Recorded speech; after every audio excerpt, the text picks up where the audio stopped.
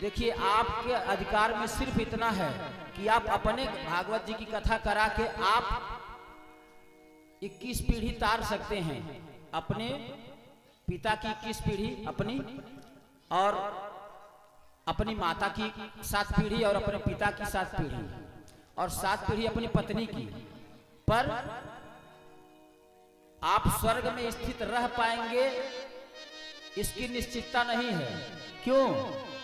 क्योंकि अगर आपके कुल खानदान में कोई एक नालायक या व्यभिचारी अनाचारी पैदा हो जाएगा तो 21 पीढ़ियां जो स्वर्ग में भोग विलास कर रही हैं ना, जो चैन से जीवन काट रहे हैं स्वर्ग में, वो 21 पीढ़ियां फिर नरक में आ जाती हैं। क्यों? कैसे?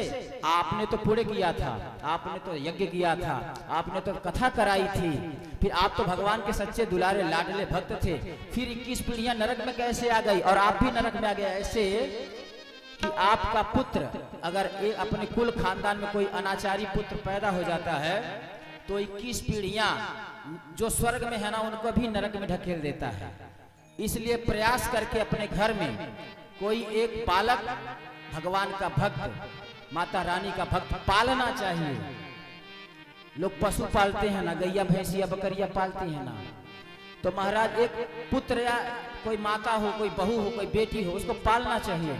4000 रुपये अगर धूप अगरबत्ती में लगता है ना, तो लगाना चाहिए। उसकी शिकायत नहीं करनी चाहिए। दिन भर बैठे रहती है, पूजा पाठ करती है, करने दीजिए, क्योंकि अनाचारे हतो कुलम।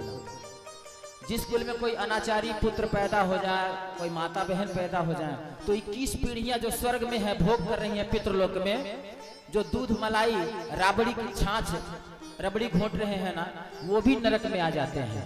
इसलिए प्रयास करके आप कथा में आओ न आओ, अपने बच्चों को कथा में अवश्य भेजो। क्यों? क्योंकि आपने तो भक्ति करके अपने समझ लिया कि आपकी सदगति हो रही है, लेकिन नहीं, इधर से आप जाओगे, उधर से बेटा पैर पकड़ के खींच देगा।